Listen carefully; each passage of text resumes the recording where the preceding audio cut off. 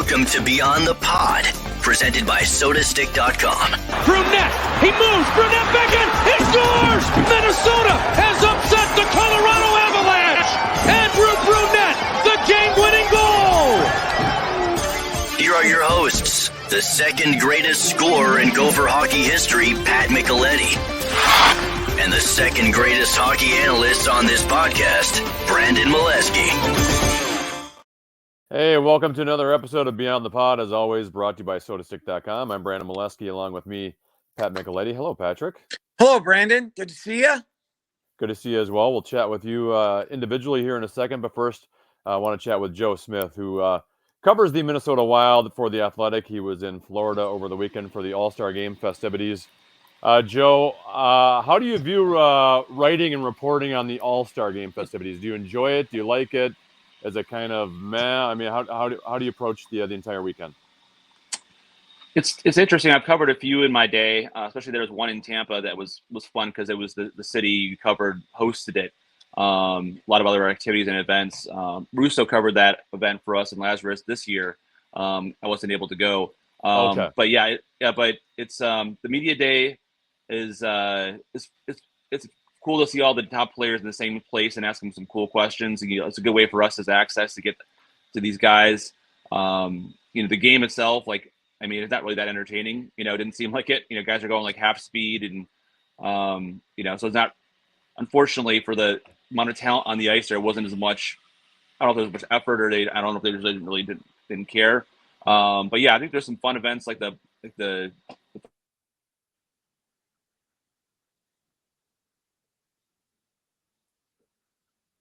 All right, we kind of lost Joe there.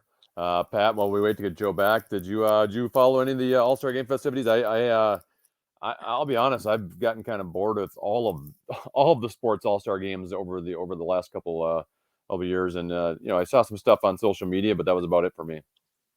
Not 1 second. I don't know if it's a moneymaker for them or I don't know. I mean, I would just rather have them name them. Okay, you're an all-star, congratulations, blah blah blah. But I don't think the fans enjoy. Maybe I'm wrong, I don't know, but no, I did not watch any of the festivities. All right, let's try to get Joe Smith from The Athletic back on. It looks like he changed rooms. Joe, obviously your first year covering the Minnesota Wild, so you had more of a national East Coast perspective covering the Tampa Bay Lightning. So from what you thought going into this season, when you first started, would you say the Wild have met your expectations, exceeded your expectations to this point, or been below the expectations from what you thought previously entering as a journalist here? Yeah, I mean, I think it'd have to be at least met expectations. I didn't really know what I kind of expected going in. We watched them, obviously covered them a couple times a year, just watched them on TV, and knew Kaprizov was a superstar, and didn't really get to know a lot of I didn't really get to appreciate Jared Spurgeon until you watch him every day. And there's certain guys you kind of, once you see them in practice and you see them in games, you get a new appreciation for how good they are. Beyond expectations has been like the fan base and the support and like the people who read and comment on our stories have been really welcoming, and that's been above expectations to me, like the hockey market and the people I see at the arena and the practice facility. And so that's been above expectations. But as far as I didn't know kind of what to expect, as far as the level of the team, they're third place in the division now in the playoff spot.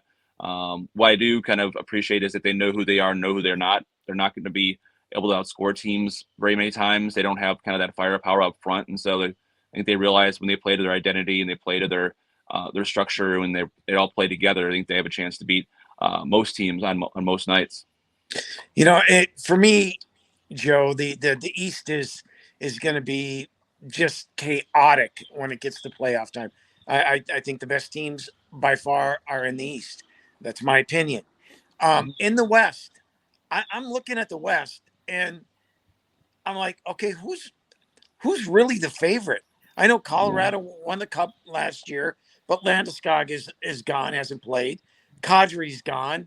They couldn't afford him. They're starting to play better, but realistically, who's the king in the West right now? It's pretty wide open, surprisingly. I thought Colorado would be that team going into the year. They've obviously been banged up and stuff. I mean, Seattle's been the best team for a lot of the season Right. too, surprisingly, and they just added another piece on the blue line. So, that's why I think if you're asking me if the Wild were in the Eastern Conference, it'd been really a lot more tough sledding. I think they're in the Atlantic or whatever like that.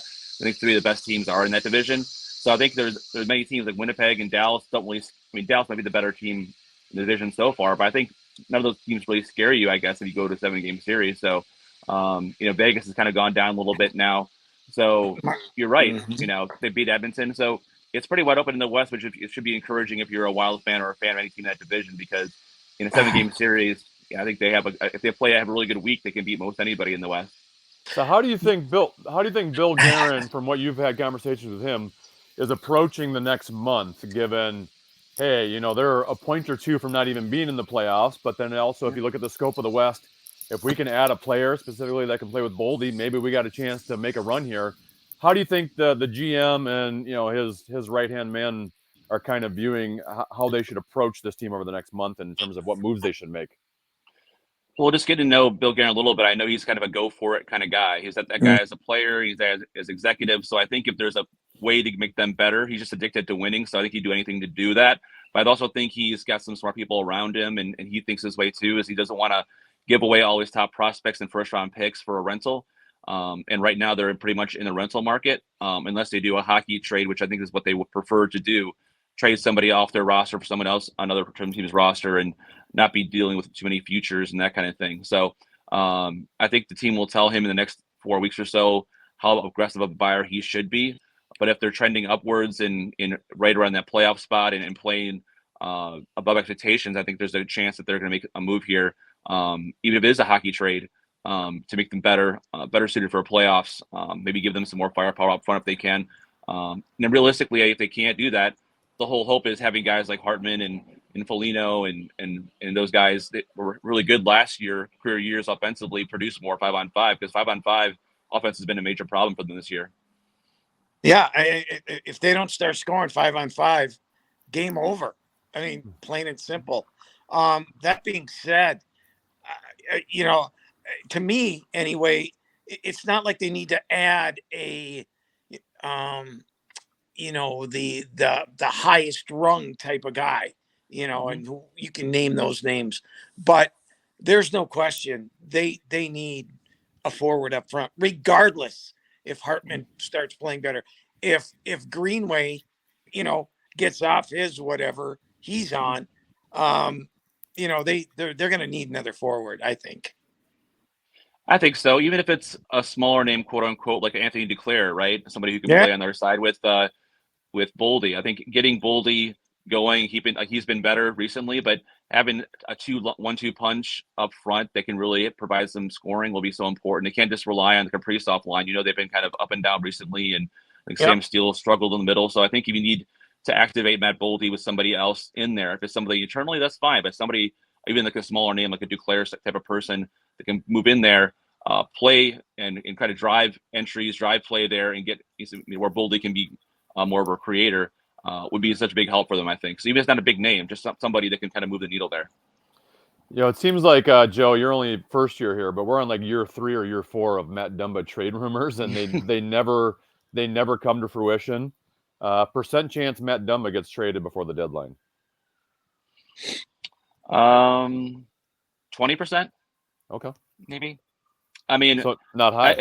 And I mean, if there's injuries around the league that could change the demand or the market for it, I just didn't get a sense that there was a lot of huge interest on the market. And number two, you have to find somebody to replace him.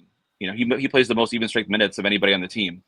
And so if you're going to move out of Matt Dumba, and it very well will be his last 27 games with the team, since he'll be a free agent and they're not going to re-sign him.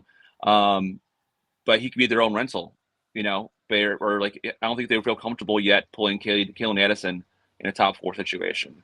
What about they tried here? What's that? Where do you see Brock Faber at the end of the year?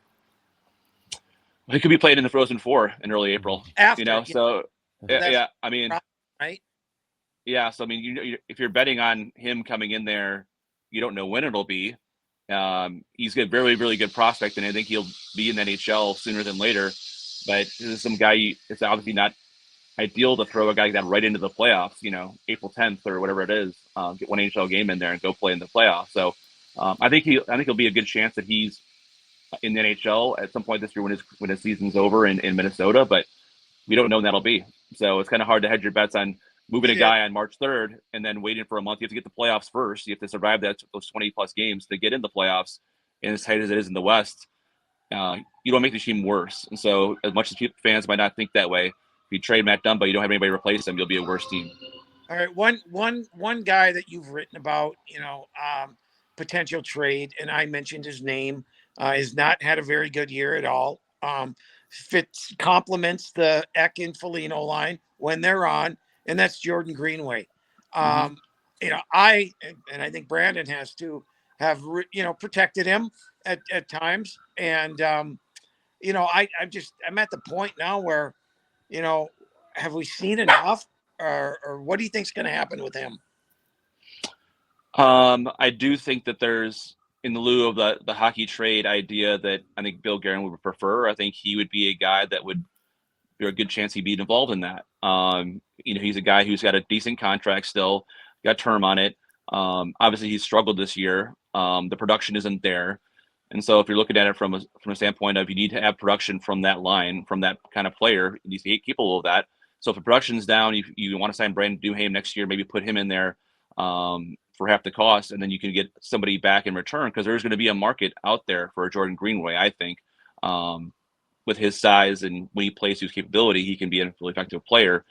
But yes, I think that there's a chance that with him being one of those players in the quote-unquote hockey trade that they would potentially make at the deadline. Joe, you recently did a nice story on Marco Rossi, who obviously got sent down to Iowa after spending the first portion of the season up here with the big club in Minnesota. When you look at what he needs to work on down there, I kind of got the impression, just reading your story and getting the quotes from the coaching staff down there, that it's all just mentality with him. Like he's got the physical skills. His physical skills are NHL ready, but just from a mental standpoint, just kind of playing with a little bit more jam and a little more attitude. Is that accurate? And how do you think he's adjusting down there? And do you have any kind of timeline on him at all? Yeah. No, it's obviously that you're spot on with what they needed him to do. I mean, you needed him to get his confidence back too. He had no goals in 16 games in the NHL, and he was getting scratched. There's no place for a top prospect to be. So I think it was a smart move in hindsight, putting him to Iowa, where he could play 25 minutes in all situations, play in the top line, get some touches, get your feel back as a scorer. And he hasn't, quote unquote, he hasn't took the league on fire, but he's been really effective, and he's been a long point streak, and he's being engaged. He's commanding the puck, as Tim Army says. That's what they want him to do. He's not going to get any bigger. He's not going to all of a sudden grow into a 6'3" forward. He's got the skill set that he has that is really effective for a reason. So I talked to him last week, and I talked to the coaching staff there, and he's really happy, and he's in comfort zone there. So he'd be ready to get called up if they needed somebody up the middle, but they don't really need anybody up the middle, at least as far as the coaching staff's concerned right now. If there's an injury, then that could change things, but they don't really have a plan imminently to call him up. But it could be sometime end of the year if there's an injury or something like that, but they're not really a big push to bring him up at this point. Isn't the question, Joe, if they do bring him up, where do they play him? I mean, does he not have to be a top 6 guy to be able to make an impact in this league? Meaning, hey, he's not going to play as a bottom 6 guy. Am I wrong on that? Or? Well, I mean, I think that's the ideal situation, right? You put him with some skilled guys. You don't play him 8 minutes a night. Like, I know a lot of guys coming into the league have to earn their stripes, have to start from the bottom to get up there. But that's why I meant by there's no room up top, because you're not going to have him replace Connor Dewar in the fourth line. That's not his role. He's not going to play the penalty kill like that. So that's why I bet there's no room up top. If there was, they're not going to replace Freddie Goudreau with him. Not going to replace Eck. So you make the argument in Sam Steele where he's at in the lineup, but that's what the coaching staff clearly liked that. So yeah, I think ideal world he's top 9, or he's playing those kind of minutes. He's maybe getting some second power play time for get some touches, and that's really ideally where he'll be. And I think that they envisioned when they drafted him being a top 6 center, right? That when all along when they made that decision to draft him that high, you draft that guy that high with the idea that this guy is going to be a top 6 up the middle guy, which is so important and so hard to find. As a Minnesota Wild, people have told me for 20 years, hard to find a top 6 center.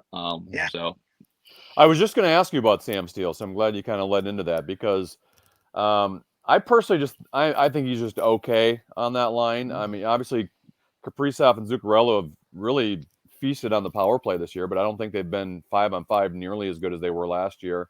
And Sam Steele has some attributes I like that he can skate, he works hard, he's got some speed, he can move with those guys, but I'm not in love with him there. How do you view him and how solid is he in that center spot with those two on the wings with him?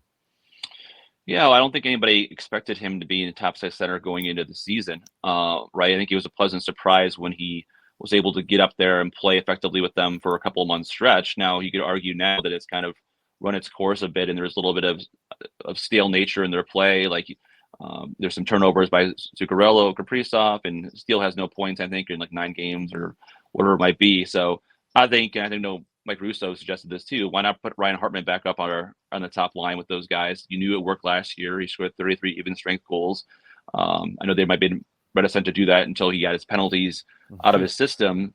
But I think at some point you need to change. Like I've very rarely seen coaches who are so hesitant to change lines than Dean Evason can be sometimes. And I know from a player perspective, you could probably speak to this, but like it's something where in Tampa, it'd be called a line blender sometimes. Cooper would change the lines mid-game. If he's not feeling it, hey, let's just roll things going. Let's see what happens. But Dean Evason has always been a proponent of letting the players, play through it and figure it out on their own and be patient with it, maybe to a fault. All right, Joe, really appreciate your time. Look forward to seeing your stuff the rest of the year. We'll talk to you soon. Thanks for having me, guys. I appreciate it. We'll talk to you Thanks, soon. Joe. Take Joe care. Smith covers the Minnesota Wild for The Athletic. Before I chat with Mr. Micheletti, I want to tell our listeners and our viewers about sodastick.com. You got to go to sodastick.com to get your original Minnesota sports-inspired goods. All of their apparel screen printed here in Minnesota on super soft, super comfy shirts. You'll love it. We're going to hook you up with 15% off your next order. So use the code KFAN for 15% off. That is sodastick.com.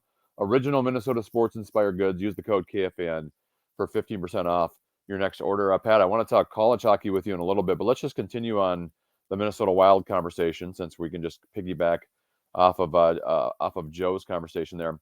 I was thinking about the Matt Dumba situation, and I remember hearing from Russo a while ago that he was just convinced Matt Dumba was going to get moved at some point. Like we all know he's not on the roster next season, so now it's just a matter of whether you move him before the trade deadline or if he's a free agent this summer in the offseason. And like I said with Joe, this is now year 3, year 4 of us hearing trade rumors, and Right. at some point maybe he's just not as valued league wide as maybe we value him here in a top 4 role. And then the other part of this, Pat, is who knows who's available come trade deadline, but if you believe any of the trade rumors, there are some big name defensemen that are going to be available, right? I mean, Chychrun in Arizona, Erik Karlsson, who's having a phenomenal season in San Jose, John Klingberg in Anaheim, who that hasn't really worked out there. Even Gottesbeer in Arizona. So you're talking like 3-4 big name defensemen that I think we'd all take over Matt Dumba might be available on the open market. So I think that's going to probably shrink the price a little bit on Matt Dumba unless none of those end up coming to fruition. But you got to look at Dumba as maybe like a 4th, 5th option from a blue line standpoint on the market, and I just don't think you're going to get a lot in return. So it's probably better just to hold on to him and have him help you with your playoff run. I think Bill Guerin's getting sick and tired of talking about Matt Dumba, just because of what you said. It's been 3 years. We all know Matt hasn't been the same since the injury. He just hasn't, and I don't know what's played into that. He tries hard. He works hard. He loves the organization. There are a lot of good things about Matt Dumba. And, I don't know what's going to happen to him. I agree. There are the number of defensemen out there. What he makes right now is a problem. And it even could be a problem, even though there's not much money left on it.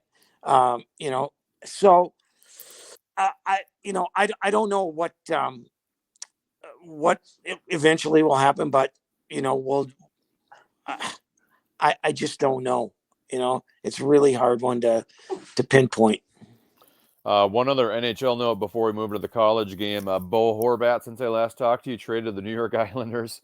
Vancouver obviously just kind of in sell mode off of just kind of they're going to redo everything, rebuild everything, new coach. Probably have some players who obviously we've heard Brock Besser in the rumor mill with the Minnesota Wild, Luke Shen in the rumor mill. But Bo Horvat to New York gets a big extension. What'd you think of that deal? I like Bo Horvat. I think he's a hard-nosed player. He's got good leadership skills, but I don't like the contract. I don't like 8 years. He's going to be 36. We've seen it before. And here's why I don't like it. Because he plays a hard game. He plays hard minutes.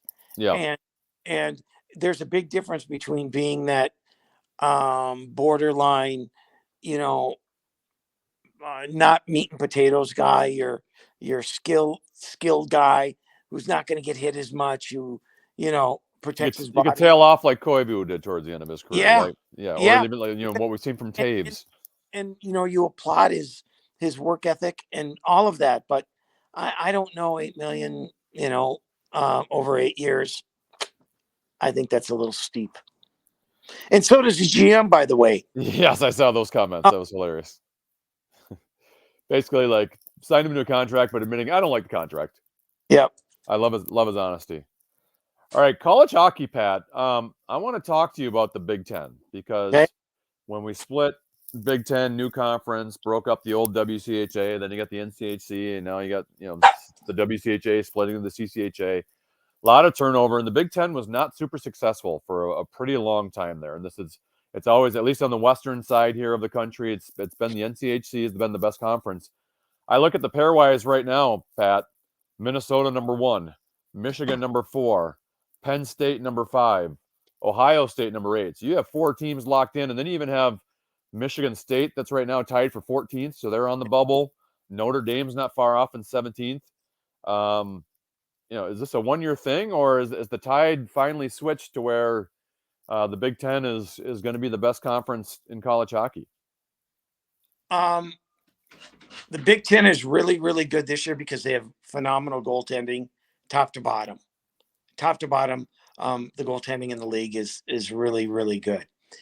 Secondly, Minnesota and Michigan, for 2 teams, are getting the highest of high-enders. There is no question, and I'm not saying either of them are going to win the national championship. What I am saying is when it comes to pure talent, both those teams off the charts. The guy's getting drafted in the NHL. Yeah. Yes. And then, you've got some other teams in the league that have gotten a little bit older and have some talent. It's a pretty good league. I'm never one, Brandon, to start comparing leagues, because if you really break it down and you say, okay, who's the best in the NCHC? I can name 3 teams every year. Who's the best team in the Big Ten? I can name 3 teams every year. And then you have the rest of them. Now, we've gotten to a point in college hockey where the transfer portal has played makes a huge impact on the game. Sure. We see St. Thomas beating Minnesota State the other night. Congratulations. I was going to bring that up. Yep. Oh, and that's a wonderful win. So I'll put it to you this way. If a team like Michigan, if a team like Minnesota, if a team like Boston U, and a team like Denver do not bring their A game, if you want to call it that, they will get beat. They will get beat by anybody. Yep.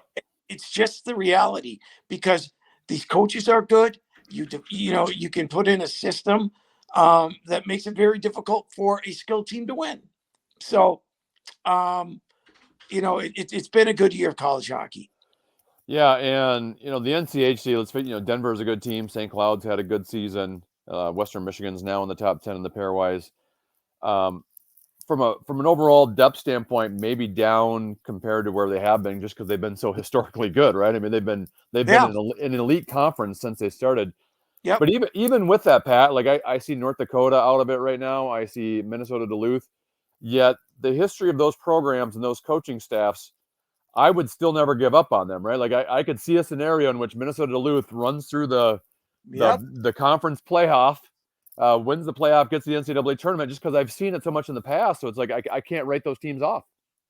Yeah, the big thing was, you got to get home ice, right? It doesn't matter anymore. Home ice doesn't matter. And now it didn't look like, something outrageous would have to happen for North Dakota and UMD to get home ice. So they're going to be going on the road. Do you want to play them at home?